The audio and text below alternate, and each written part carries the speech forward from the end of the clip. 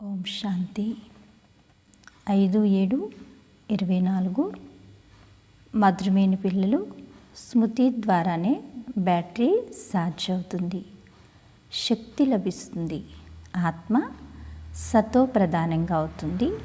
కావున స్మృతి యాత్రపై విశేష జ్ఞానమును ఉంచండి. స్మృతి ద్వారానే బ్యాటరీ ఛార్జ్ అవుతుంది కదా. సెల్ ఫోన్ చూడండి, కరెంటుకి ఎప్పుడైతే కనెక్షన్ ఇస్తామో అప్పుడు బ్యాటరీ ఛార్జ్ అవుతుంది.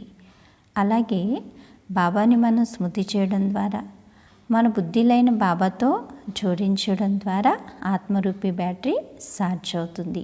ప్రశ్న: ఏ పిల్లల ప్రేమ అయితే ఒక్క బాబాపై ఉంటుందో వారి గుర్తులు ఏమిటి?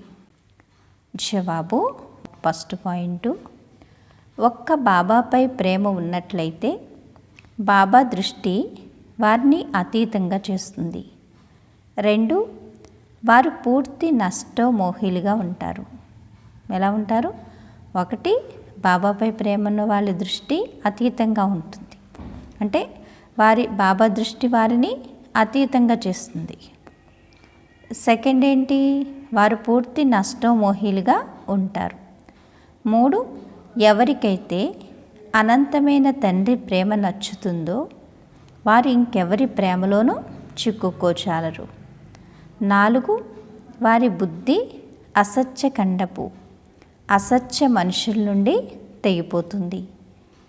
బాబా ఇప్పుడు మీకు ఎటువంటి ప్రేమనిస్తారంటే అది ఇక అవినాశిగా అయిపోతుంది. సత్యుగంలో కూడా మీరు పరస్పరం ఎంతో ప్రేమగా ఉంటారు. మనుషుల యొక్క ప్రేమలో అయితే కొంచెమైనా తేడా ఉండొచ్చు, కానీ పరమాత్మ విశ్వానికి నాథుడు, విశ్వనాథుడు కదా, స్వయం భగవంతుడు మన తండ్రి రూపంలో వచ్చి మనకి ప్రేమనిస్తున్నారు. ఈ ప్రేమలో ఇంత కూడా ఏం లేదు, స్వార్థం అనేది లేదు.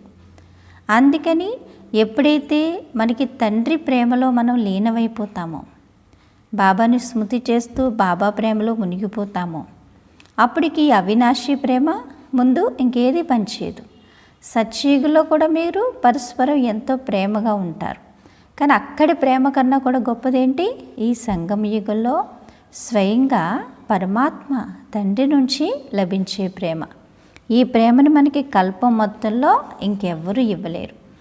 దేవాత్మల పిల్లలకి దేవాత్మలు ఇవ్వచ్చు, ధర్మాత్మల వాళ్ళకి వాళ్ళు ఇవ్వచ్చు, అందరికి అందరూ ఇవ్వచ్చు, కానీ భగవంతుడి నుండి పొందే ప్రేమలో ఈ ప్రేమని ఇంకెవరు ఇవ్వలేరు. మరి అలాంటి ప్రేమకి పాత్రులైన మనం ఎంత అదృష్టవంతులు. అనంతమైన తండ్రి ప్రేమ ఇప్పుడు పిల్లలైన మీకు ఒకేసారి లభిస్తుంది. ఆ ప్రేమను భక్తి మార్గంలో కూడా ఎంతగానో తలుచుకుంటారు. బాబా, కేవలం మీ ప్రేమ మాత్రమే కావాలి, నీవే తల్లివి తండ్రివి, నీవే సర్వస్వం. ఒక్కరి ద్వారానే అర్ధకల్పం వరకు ప్రేమ లభిస్తుంది. మీ ఈ ఆత్మీక ప్రేమ మహిమ అపారమైంది. బాబాయే పిల్లలైన మిమ్మల్ని శాంతి ధామానికి అధిపతులుగా తయారు చేస్తారు. బాబా వచ్చి ఏం చేస్తారు? పిల్లలైన మనల్ని శాంతి ధామానికి అధిపతులుగా తయారు చేస్తారు. ఇప్పుడు మీరు దుఃఖధామంలో ఉన్నారు. అశాంతి మరియు దుఃఖంలో అందరూ ఆర్తనాదాలు చేస్తూ ఉంటారు. ఎవరికి నాదులైతే లేరు, కావుననే భక్తి మార్గంలో స్మృతి చేస్తారు. కానీ నియమానుసారంగా భక్తి సమయం కూడా అర్ధకల్పం ఉంటుంది. బాబా అంటారు, ఇది పిల్లలకు అర్థం చేయించబడింది. బాబా అంతర్వ్యామి అని కాదు, బాబాకు అందరి లోపల ఏముందో తెలుసుకోవలసిన అవసరం లేదు. అలా థాట్ లీడర్స్ చేస్తారు. దానిని కూడా ఒక విద్యగా నేర్చుకుంటారు. అంటే లోపల ఎవరి లోపల ఏముందో, వాళ్ళు ఏమనుకుంటున్నారో, వాళ్ళ యొక్క సంకల్పం ఎలా ఉంది, వాళ్ళ ఆలోచన ఎలా ఉంది అనేది కొంచెం మంది ఏం చేస్తూ ఉంటారు? కనిపెడుతూ ఉంటారు. అదొక విద్యగా నేర్చుకుంటారట. కానీ బాబా అంటారు, నాకు అలాంటి అవసరమైతే లేదు. ఇక్కడ ఆ విషయమే లేదు. ఇప్పుడు బాబా వస్తారు. తండ్రి మరియు పిల్లలే ఈ పాత్రనంతా అభినయిస్తారు. సృష్టి చక్రం ఎలా తిరుగుతుందో అందులో పిల్లలు ఏ విధంగా పాత్రను అభినయిస్తారో తండ్రికి తెలుసు. వారు ప్రతి ఒక్కరి లోపల ఏముందో తెలుసుకుంటారని కాదు, ప్రతి ఒక్కరిలోనూ వికారాలే ఉన్నాయని, మనుషులు చాలా అశుద్ధంగా ఉన్నారని నిన్న రాత్రి కూడా బాబా అర్థం చేయించారు. బాబా వచ్చి పుష్పాల్లా తయారు చేస్తున్నారు. ఎలా తయారు చేస్తున్నారు? పుష్పాల్లా. బాబా యొక్క ఈ ప్రేమ పిల్లలేని మీకు ఒకేసారి లభిస్తుంది. ఎప్పుడు? కల్పానికి, అంటే 5000 సంవత్సరాలకి ఒక్కసారి ఈ సంగమ యుగంలోనే లభిస్తుంది. మళ్ళీ అది అవినాశిగా అయిపోతుంది, వినాశనం అవ్వదు కదా. అక్కడ మీరు పరస్పరం ఎంతో ప్రేమగా ఉంటారు. ఇప్పుడు మీరు మోహాన్ని జయించిన వారిగా అవుతున్నారు. సత్యుగి రాజ్యమును మోహాజిత్ రాజు, రాణి మరియు ప్రజల రాజ్యము అని అంటారు. ఎందుకంటే అక్కడ దేనిపైన మోహం అనేది ఉండదు. అక్కడ ఎప్పుడూ ఎవ్వరూ రోధించరు, దుఃఖం అన్న మాటే ఉండదు. తప్పకుండా భారతదేశంలో ఆరోగ్యము, సంపద, సంతోషం ఉండేవని మీకు తెలుసు. ఇప్పుడు అవి లేవు. ఎందుకంటే ఇప్పుడు ఇదే రాజ్యం? రావణ రాజ్యం. ఇందులో అందరూ దుఃఖాన్ని అనుభవిస్తారు. మళ్ళీ సుఖశాంతులను ఇవ్వమని, దయ చూపించమని తండ్రిని పిలుస్తారు. అనంతమైన తండ్రి దయార్థ హృదయుడు. రావణుడు నిర్దయుడు, దుఃఖ మార్గాన్ని చూపించేవాడు. మనుషులందరూ దుఃఖదారిలోనే నడుస్తున్నారు. మనుషులందరూ ఎందులో నడుస్తున్నారు? దుఃఖం యొక్క దారిలో. అన్నిటికన్నా ఎక్కువ దుఃఖాన్ని ఇచ్చేదేంటి? కామవికారం.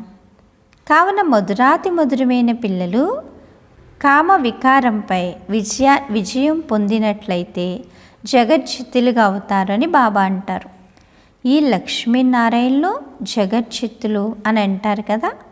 మీ ముందు లక్ష్యము, ఉద్దేశము ఉంది కదా. మన లక్ష్యం ఏంటి? బాప్ సమానంగా లక్ష్మీనారాయణలుగా తయారవ్వాలి అని. మందిరాలకు వెళ్తారు, కానీ వారి చరిత్రను గూర్చైతే ఏమీ తెలియదు. బొమ్మల పూజను చేసినట్లుగా ఉంటారు. దేవీలను పూజిస్తారు, వారిని రచించి ఎంతగానో అలంకరించి నైవేద్యాలు మొదలైనవి పెడతారు. కానీ ఆ దేవీలైతే ఏమీ తినరు, దాన్ని బ్రాహ్మణులే తింటారు. విగ్రహాలు తయారు చేసి మళ్ళీ పాలన చేసి ఆ పైన ఏం చేస్తారు? మళ్ళీ వినాశనం చేసేస్తారు. స్థాపన, పాలన, వినాశనం, అంతే కదా మరి. ఎందుకంటే తయారు చేస్తారు, దాన్ని పెడతారు గుళ్ళో, మళ్ళీ పూజిస్తారు, నైవేద్యం పెడతారు, అన్ని రకాలుగా తీర్చిదిద్దుతారు. లాస్ట్ వినాశనం, మళ్ళీ నీళ్ళల్లో కలిపేస్తారు. దీనినే అంధశ్రద్ధ అని అంటారు.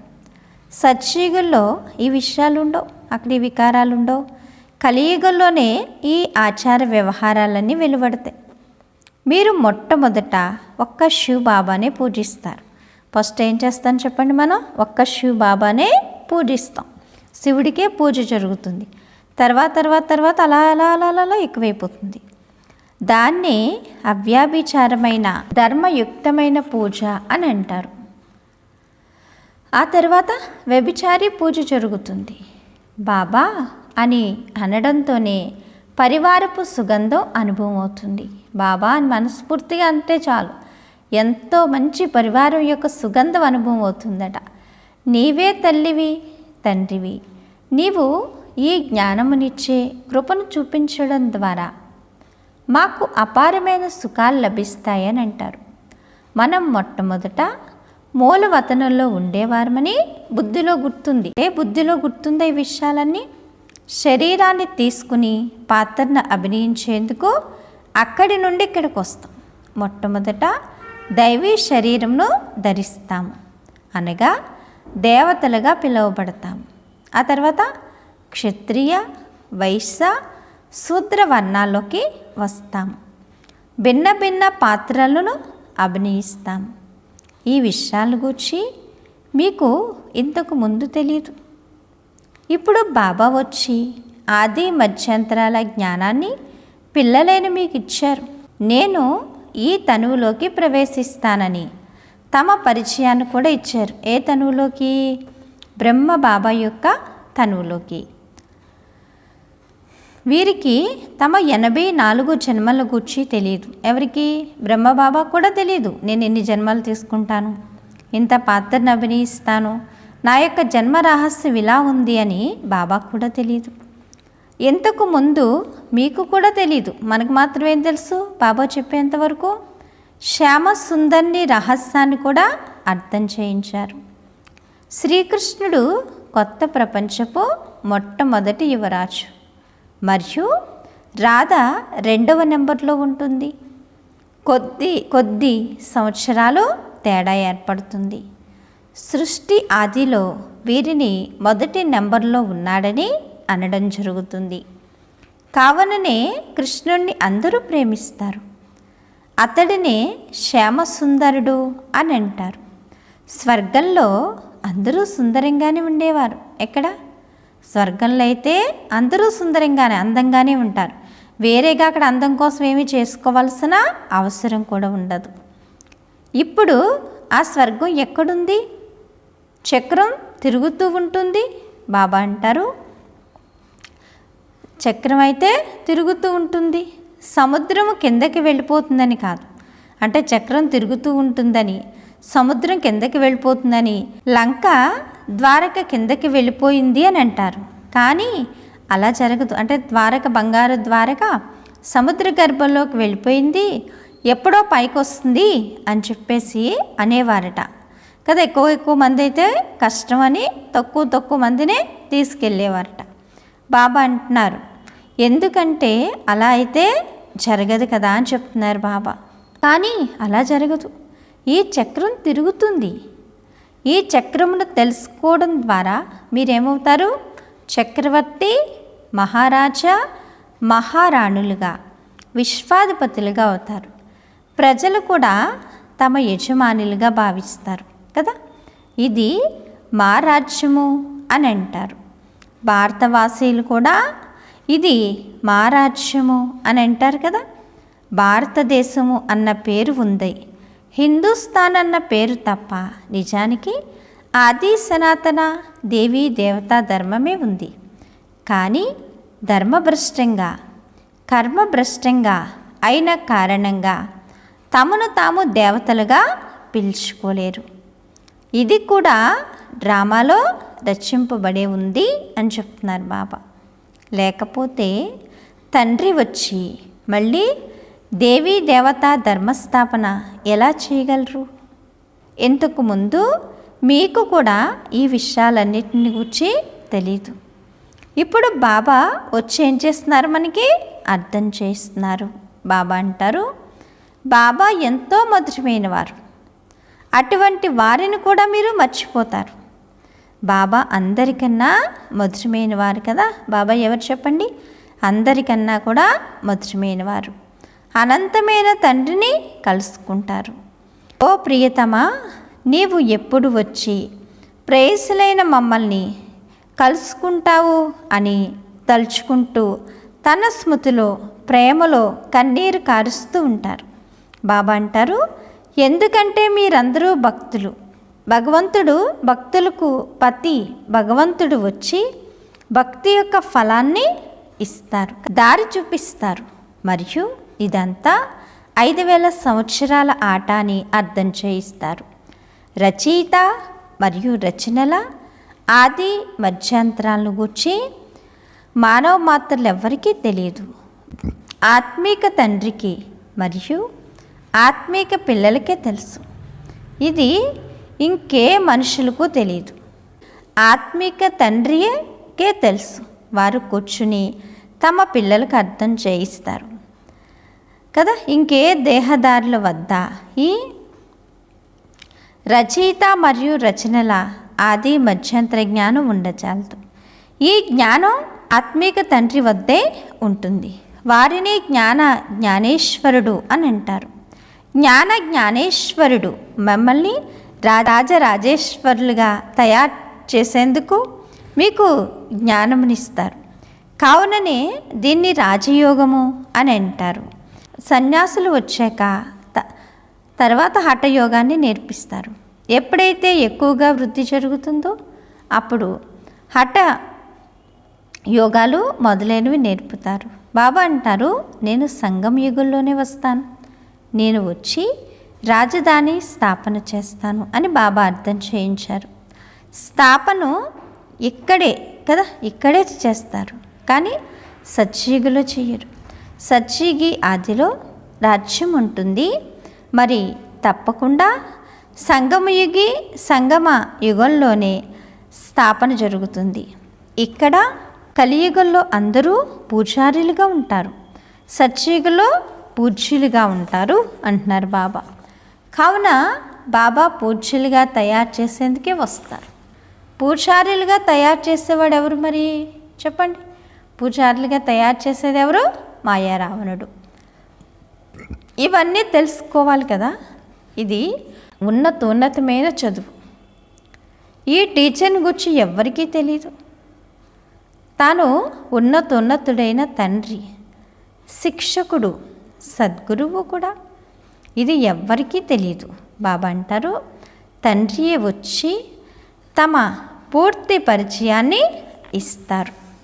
తాను స్వయంగా పిల్లలను చదివించడం ద్వారా కదా. బాబా ఏం చెప్తున్నారు?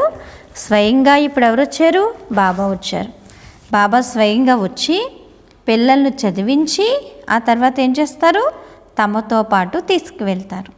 అనంతమైన తండ్రి ప్రేమ లభించగానే ఏ ప్రేమ నచ్చదు. ఈ సమయంలో ఇదంతా అసత్యమైన ఖండం, అసత్యమైన మాయ, అసత్యమైన శరీరం. భారతదేశం ఇప్పుడు అసత్యంగా ఉంది. బాబా అంటున్నారు, భారతదేశం ఇంకా అసత్యంగానే ఉంది కదా.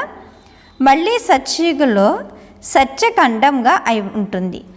భారతదేశం ఎప్పుడూ వినాశనం అవ్వదు కదా. భారతదేశం ఎప్పుడూ వినాశనం అవ్వదు. ఇది అన్నిటికన్నా పెద్ద తీర్థస్థానం. ఇక్కడ అనంతమైన తండ్రి కూర్చుని పిల్లలకు సృష్టి ఆది మధ్య అంత రహస్యాలను అర్థం చేయిస్తారు మరియు సర్వులకు సద్గతినిస్తారు కదా. ఇది చాలా పెద్ద తీర్థస్థానం కదా. ఇది చాలా పెద్ద తీర్థస్థానం. భారతదేశ మహిమ అపారమైంది. భారతదేశం ప్రపంచంలోకెల్లా అద్భుతం.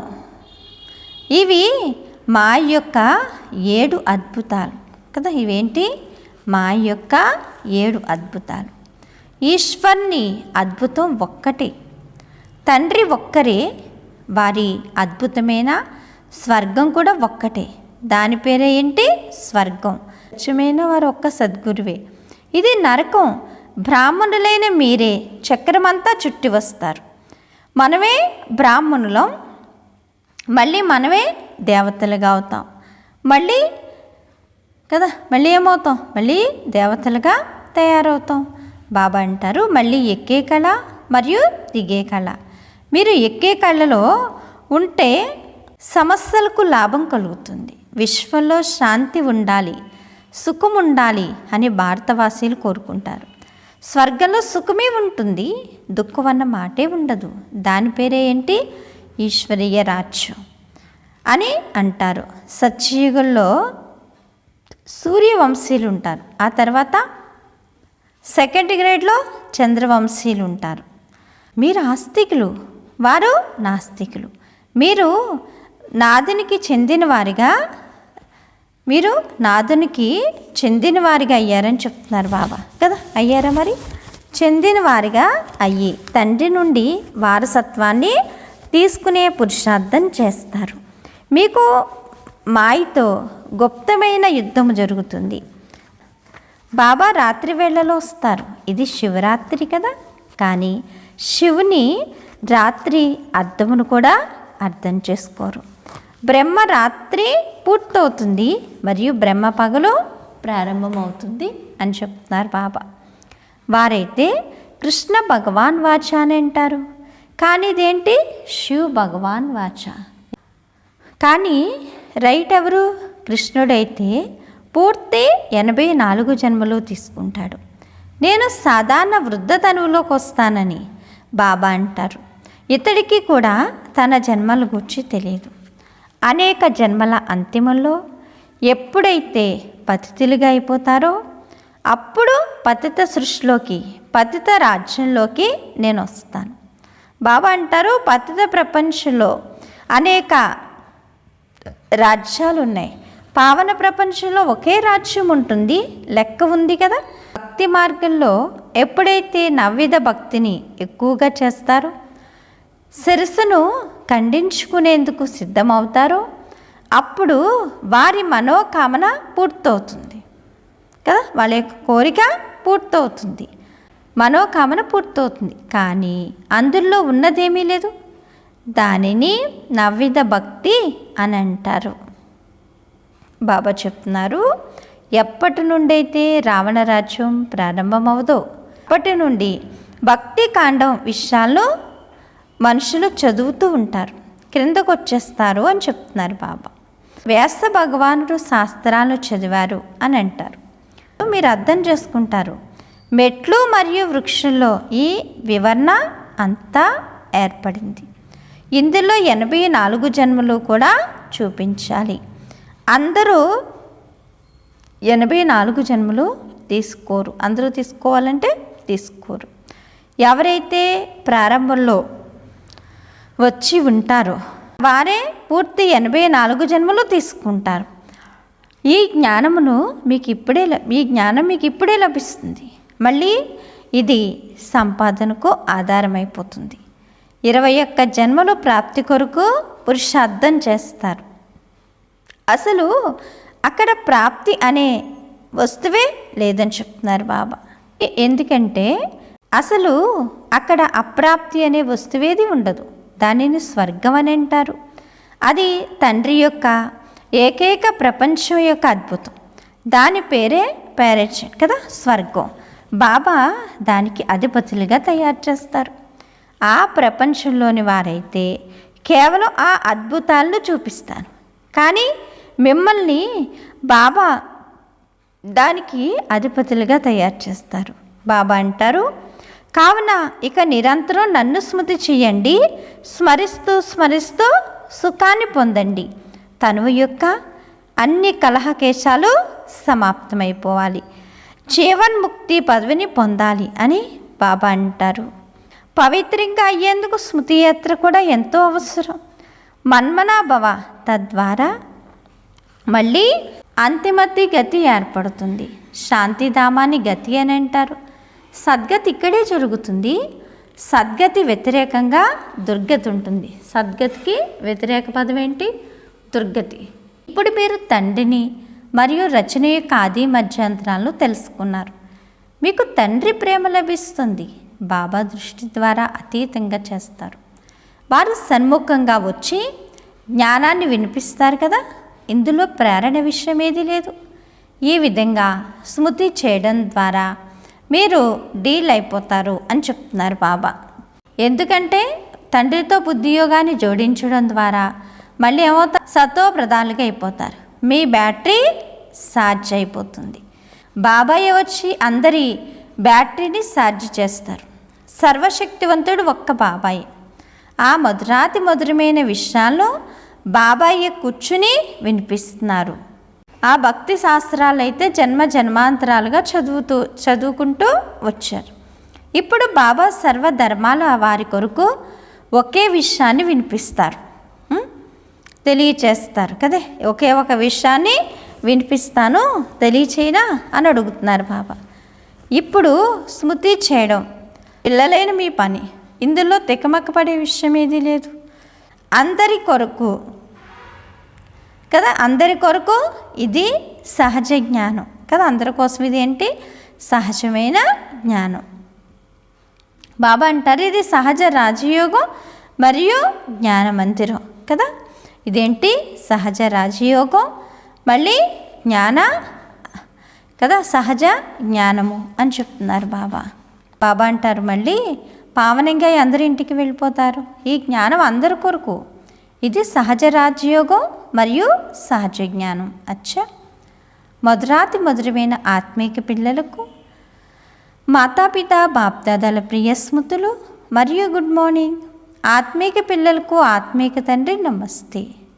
ధారణ కొరకు ముఖ్య సారం. ఫస్ట్ పాయింట్, సర్వశక్తివంతుడైన బాబాతో మీ బుద్ధి యోగాన్ని జోడించి బాబా ద్వారా మీ బ్యాటరీ ఛార్జ్ చేసుకోవాలి. ఆత్మను సతో ప్రధానంగా తయారు చేసుకోవాలి.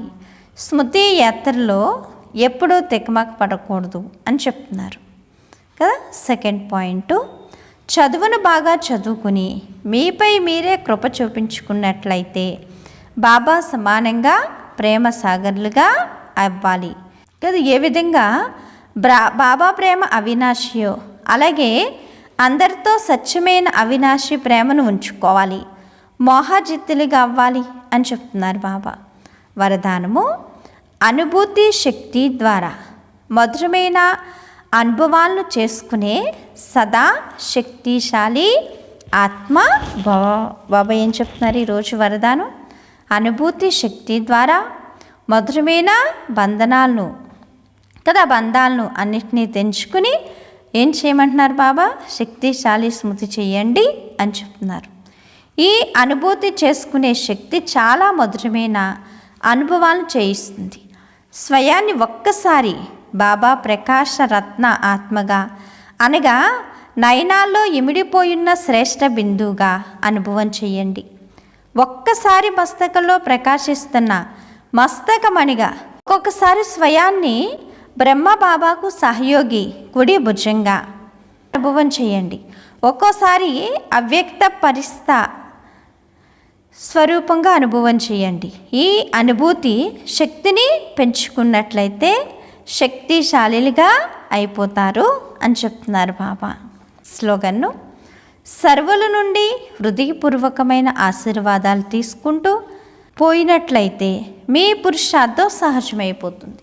అచ్చా, మధురాతి మధురమైన ఆత్మీక తండ్రికి ఆత్మీక పిల్లల యొక్క ప్రియ స్మృతులు. గుడ్ మార్నింగ్ మరియు నమస్తే. నమస్తే నమస్తే. మధురమైన బాబా, ప్రియమైన బాబా, నా బాబా, ధన్యవాదాలు బాబా. ఓం శాంతి. ఈరోజు స్వమానం, నేను శక్తిశాలి ఆత్మను అనుకోండి. నేను శక్తిశాలి ఆత్మను. అచ్చా, ఓం శాంతి. Thank you Baba.